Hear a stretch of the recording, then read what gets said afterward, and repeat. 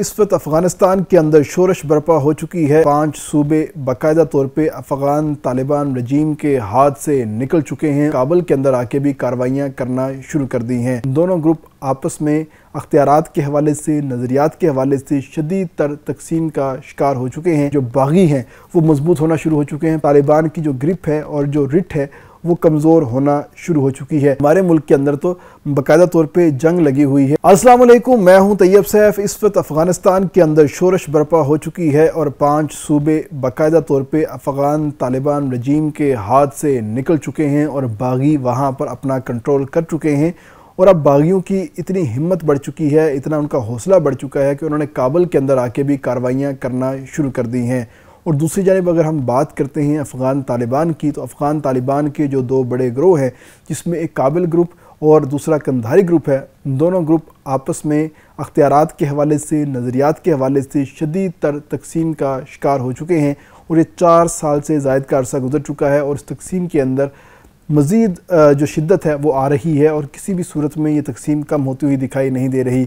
अगर हम बात करते हैं अफ़गानिस्तान की, तो अफ़गानिस्तान इस वक्त 35 सूबों के ऊपर मुश्तमिल एक बड़ा मुल्क है और इसके 22 सूबे और उनके गवर्नर्स जो हैं वो काबुल ग्रुप यानी कि सिराजुद्दीन हक्कानी के साथ हैं और 13 जो सूबे हैं और उनके गवर्नर्स कंधारी ग्रुप के साथ हैं। अब देखा जाए तो जिसके ज़्यादा गवर्नर होने चाहिए वही शख्स जो है ज़्यादा पावरफुल होना चाहिए, लेकिन यहाँ पर मामला उल्टा है, क्योंकि जो कंधारी ग्रुप है उसने एक मतवाज़ी अपना सिस्टम क्रिएट किया हुआ है और उस सिस्टम के तहत उन्होंने पूरे अफ़गानिस्तान को एक कंट्रोल करने की कोशिश की हुई है। और इसी कंट्रोल करने के चक्करों में उन्होंने सिराजुद्दीन हक्कानी ग्रुप को नीचा दिखाना शुरू किया और सिराजुद्दीन हक्कानी ग्रुप जो है अपनी प्रोमिनेंसी के चक्कर में कंधारी ग्रुप को नीचा दिखाता है और इन दोनों की लड़ाई के अंदर जो शोरश है वो बर्पा हो चुकी है और जो बागी हैं वो मजबूत होना शुरू हो चुके हैं। पहले तो उन्होंने 5 सूबे जो हैं अफ़गानिस्तान के उनके ऊपर कब्ज़ा जमाया और उसके बाद अब वो काबुल के अंदर बाकायदा तौर पे काबुल के जो नवाही इलाके हैं वहाँ पर उन्होंने हमला करना शुरू कर दिया है, जिससे तालिबान की जो ग्रिप है और जो रिट है वो कमज़ोर होना शुरू हो चुकी है। अब हमारा सवाल ये है कि आखिर अगर दोबारा फिर से अफ़गानिस्तान के अंदर अमन व अमान की सूरत हाल ख़राब होती है या शोरश बर्पा होती है तो क्या वो लोग दोबारा फिर से पाकिस्तान आना शुरू हो जाएंगे, या जो पाकिस्तान से अफ़गानी वापस अफ़गानिस्तान जा रहे थे वो जाने से इनकार कर देंगे और कहेंगे कि हमारे मुल्क के अंदर तो बाकायदा तौर पे जंग लगी हुई है और हम इस जंग के दौरान वापस वहाँ पर नहीं जाना चाहते, हमें यहीं पर ही पनाह चाहिए। तो हमारा आज का कंसर्न ये है, सबसे पहले तो हम देखते हैं कि आखिर काबुल के अंदर अफ़गानिस्तान के अंदर जो लड़ाई है वो किस तरह की चल रही है। अगर हम बात करते हैं सबसे पहले तो काबुल के अंदर जो नवाही इलाके हैं काबुल के, जिसमें कापिसा है, परवान है, यहाँ पर गुरिल्ला कार्रवाइयाँ हो रही हैं। जो नेशनल रेजिस्टेंस फोरम है उनका बाकायदा तौर पे शमाली इलाकों से आते हैं, पहाड़ों से आते हैं, काबुल के अंदर जो नवाही इलाके हैं वहाँ पर कार्रवाइयाँ करते हैं। अफ़गान तालिबान की जो फोर्सेस हैं, जो सिक्योरिटी के लोग हैं, उनके ऊपर अटैक करते हैं और अटैक करके वापस चले जाते हैं और बाद में अपना जो बयानिया है वो चलाते हैं कि हम यहाँ पर हमला करने आए थे और हमला करके कामयाब वापस चले गए हैं, वो कोई हमारा कुछ नहीं बिगाड़ सका, जिसकी वजह से काबुल के अंदर और अफ़गान तालिबान की जो अमलदारी है उसके ऊपर एक सवालिया निशान जो है वो लग चुका है। अगर इसके साथ ही हम बात करते हैं मुकम्मल तौर पर आखिर कौन से ऐसे सूबे हैं जो बाकायदा तौर पे अफ़गान तालिबान के हाथ से निकल चुके हैं। अगर हम तालिबान की बात करते हैं तो जो 5 सूबों की हमने बात की है, जिसमें पंजशेर, बदख्शा, तखार, बगलान और कंदूज जो हैं उनके हाथ से बाकायदा तौर पे निकल चुके हैं, क्योंकि कंदूज हमेशा से एक मुज़ाहमत का इलाका रहा है और वहाँ पर जब भी कोई मामला हुआ है तो उस इलाके ने अपनी ही अमलदारी दिखाई है और किसी भी सूरत में उसने काबुल की हुकूमत को कबूल नहीं किया। इसके साथ ही जो पंजशेर है वहाँ पर आज तक लड़ाई हो रही है। आपको याद होगा जब अफ़गान तालिबान ने पूरे अफ़गानिस्तान का कंट्रोल संभालने का दावा किया था तो उसके बाद जो सबसे आखिर में उनके पास जो इलाका आया था वो पंजशेर का इलाका था और उसके बारे में भी कहा जा रहा था कि सिर्फ वहाँ पर अफ़गान तालिबान के जो सिक्योरिटी फोर्सेस हैं वहाँ पर गई ज़रूर हैं, एक दफ़ा उन्होंने इस इलाके के अंदर अपने कदम ज़रूर जमाए हैं, मगर हमेशा के लिए नहीं जमा सके। दोबारा फिर से जो नेशनल रेजिस्टेंस फोरम है उसने उनको वहाँ से निकाल दिया था और वहाँ से निकलने को मजबूर हो गए थे। बदख्शा है और तखार है, ये भी पहाड़ी इलाके हैं और इन तमाम तर इलाकों के अंदर अगर हम मुकम्मल तौर पर बात करते हैं तो ये सारे के सारे पहाड़ी इलाके हैं और पहाड़ों में घिरे हुए इलाके हैं और ये तमाम इलाके ख़ास तौर पर जो गुरिल्ला वार है उसके लिए बड़े आइडियल समझे जाते हैं, और उसके आइडियल समझने की यही वजह है कि वहाँ पर हमला करना आसान नहीं है और ये लोग गुरिल्ला कार्रवाई करते हैं, हमला करते हैं, छुप जाते हैं, पहाड़ पर चढ़ जाते हैं, जिसकी वजह से ये तमाम लोग किसी के कंट्रोल में नहीं आते और हमेशा से इन्होंने अपनी एक रेजिस्टेंस जो है वो दिखा के रखी है, और तब ही ये नीचे उतरे हैं पहाड़ों से जब इनकी हुकूमत आई है। तो इस वक्त इनकी हुकूमत नहीं है, मगर अपनी हुकूमत बनाने के लिए सरगर्दा हैं, और काबुल को इन्होंने टफ़ टाइम दिया हुआ है। और दूसरी जानब जो काबुल है वो ख़ुद भी इस लड़ाई का मरकज़ बन चुका है। और अगर हम बात करते हैं मुकम्मल तौर पर जो सदारती महल है काबुल के अंदर, जहाँ से अफ़गान तालिबान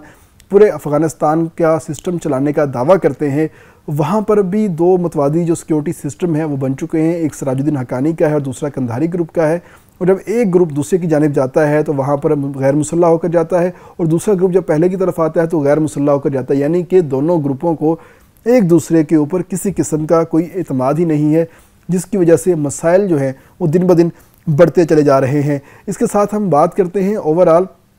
सिक्योरिटी की। तो मुल्क की सिक्योरिटी का जो सिस्टम है वो सिराजुद्दीन हक्कानी के पास है, और सिराजुद्दीन हक्कानी जो है वो निस्बतन थोड़े से खुले माइंड के हैं, और वो चाहते हैं कि अफ़गानिस्तान के अंदर ख़वातीन तालीम हासिल करें, इंटरनेट की बंदिश नहीं होनी चाहिए, कारोबारी सरगर्मियाँ बेहतर होनी चाहिए, और हमें पूरी दुनिया के साथ अपने ताल्लुकात को इस्तवार करना चाहिए। और जो हम आलमी तन्हाई का शिकार हो रहे हैं, इस शिकार से बचें। और अगर अमेरिका हमसे किस किस्म का तावन मांग रहा है तो हमें वो तावन दे देना चाहिए, बेशक वो बग्राम एयरबेस की सूरत में हो या किसी और मामले की सूरत में हो, हमें अमेरिका के साथ तावन करना चाहिए। क्योंकि इस हवाले से जो सिराजुद्दीन हक्कानी है वो बाकायदा तौर पर मोहम्मद बिन सलमान के साथ और जो दीगर अरब शयूख हैं उनके साथ मिल चुके हैं, और मिलने के बाद उन्होंने ये अपनी एक सोच जो है ये डेवलप की है। लेकिन दूसरी जानिब कंधारी हैं, और कंधारी बड़े ही रिजिड पसंद और अपनी तरफ से कहते हैं कि हम शरीयत नाफिज कर रहे हैं, और इस शरीयत को नाफिज करने के लिए उन्होंने मुल्ला मोहम्मद खालिद हनफी जो हैं उनकी सरपरस्ती में जो शरीयत नाफिज करने की एक वजारत है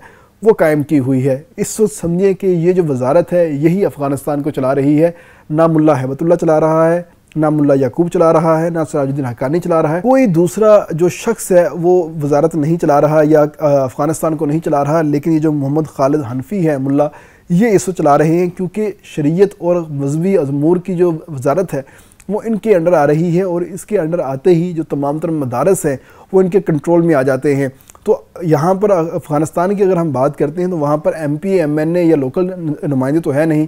अफ़गान तालिबान बंदूक के ज़ोर के ऊपर हुकूमत में आए हैं और अभी तक बैठे हुए हैं, और अभी तक वहाँ पर उन्होंने कोई राय शुमारी नहीं करवाई। अबूरी हुकूमत के नाम के ऊपर वो लोग बैठे हुए हैं। तो ये लोग ये ख़ास तौर पे जो मुल्ला खालिद हनफी हैं, ये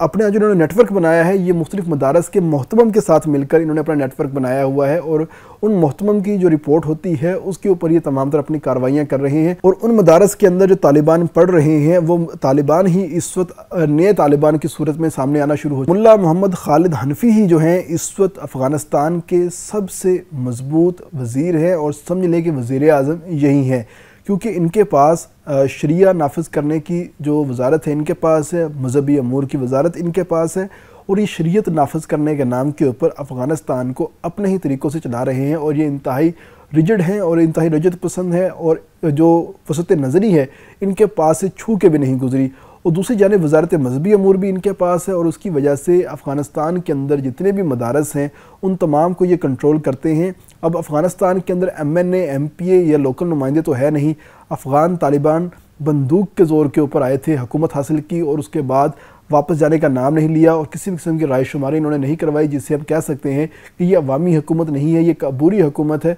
और ये अबूरी हुकूमत जो है इस वक्त MNAs MPAs या लोकल नुमाइंदों की बजाय ये जो मदारस के मोहतमम हैं इनके साथ मिलकर अपना काम कर रही है। और ये जो मुल्ला मोहम्मद खालिद हनफी हैं ये अपने ही तरीके के साथ तमाम तर चीज़ें डील कर रहे हैं, और ये जो तमाम मदारस के मोहतमम हैं उनसे इनपुट लेते हैं, और वही वहाँ के SHO बने हुए हैं, वही वहाँ के MNA बने हुए हैं, वही वहाँ के MPA बने हुए हैं, और उनके पास सिक्योरिटी फोर्स भी है। जो तालिबान जो स्टूडेंट्स उनके पास पढ़ते हैं वो स्टूडेंट्स ही वो अब बतौर हथियार इस्तेमाल करते हैं, और किसी भी जगह पर कोई भी मामला करना हो, किसी के ख़िलाफ़ कोई कार्रवाई करनी हो, किसी बंदे को उठाना हो, तो वो फ़ौरी तौर पर वहाँ पर पहुँचते हैं और अपने जो कार्रवाई है वो सर अंजाम देते हैं और वापस आ जाते हैं। तो इस दौरान जो सिराजुद्दीन हक्कानी है, उनकी जो फोर्सेस हैं, जो सिक्योरिटी फोर्सेस या फ़ौज है, वो इस सारे अमल के अंदर गैर मुतल्लक होकर रह जाती है, और उसको कोई घास पे नहीं डालता, जिसकी वजह से जो कंधारी ग्रुप है उसने अपना तमाम तरह जो अमल दखल है उसको बढ़ा लिया है।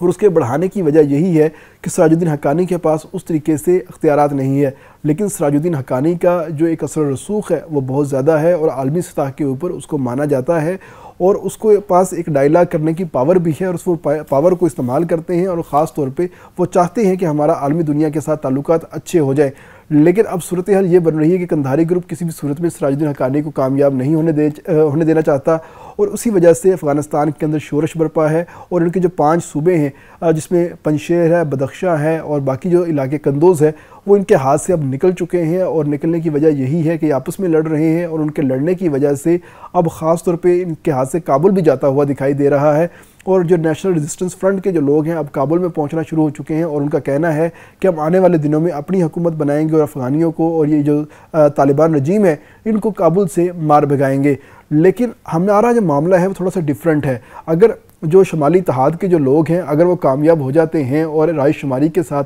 अपनी हुकूमत बनाते हैं तो पाकिस्तान को सुख का सांस आएगा और ये जो हमने डिपोर्टेशन का अफ़गानियों की निखला का काम शुरू किया हुआ है ये इसी तरीके से चलता रहेगा। लेकिन अगर वो इसमें कामयाब ना हो सके और तालिबान ने उनसे अपना कब्ज़ा लेने के लिए दोबारा फिर से लड़ाई छेड़ दी तो अफ़गानिस्तान के अंदर दोबारा फिर से शोरश बरपा हो जाएगी और मामला ख़राब हो जाएंगे और हमें जो हमने एक एफ़र्ट की है 17 लाख अफ़गानियों को वापस भेजा है ये दोबारा फिर से हमारे सरों के ऊपर आके मुसल्लत हो जाएंगे और कहेंगे कि हमारे मुल्क के अंदर जंग छिड़ चुकी है, हम वापस आना चाहते हैं। तो इसलिए पाकिस्तान को चाहिए कि पाकिस्तान सिराजुद्दीन हक्कानी और ख़ास तौर पर शुमाली इत्तेहाद के लोगों को सपोर्ट करके अफ़गानिस्तान के अंदर एक मजबूत किस्म की हुकूमत बनाए जो कि अफ़गानिस्तान का सिस्टम चलाए और वहाँ की अवामी नुमाइंदा हुकूमत हो जिसके ऊपर लोगों को एतमाद भी हो। इस वक्त सूरत हाल ये है कि तालिबान की जो हुकूमत है इसके ऊपर नौजवानों का एतमाद ही नहीं है और वो तमाम तर नौजवान तालिबान को बाकायदा तौर पे गालियां देते हुए दिखाई देती है कि इनके पास किसी किस्म का असर रसूख नहीं है, किसी किस्म का अख्तियारात नहीं है, ये अवाम को अपने तरीके से डील ही नहीं कर सकते जिसकी वजह से लोगों को इनके ऊपर अब किसी किस्म का एतबार ही नहीं रहा। इसलिए हमारी दुआ यही है कि अफ़गानिस्तान के अंदर अमन आए ताकि ये तमाम तर लोग जो पाकिस्तान के अंदर बैठे हुए हैं ये यहाँ से जाएँ और ये पाकिस्तान की जान छोड़ें और हम भी खुश हो जाएं, ये भी खुश हो जाएं और ये अपने मुल्क में खुश रहें। इसके साथ इजाज़त दीजिएगा। अल्लाह हाफ़िज़।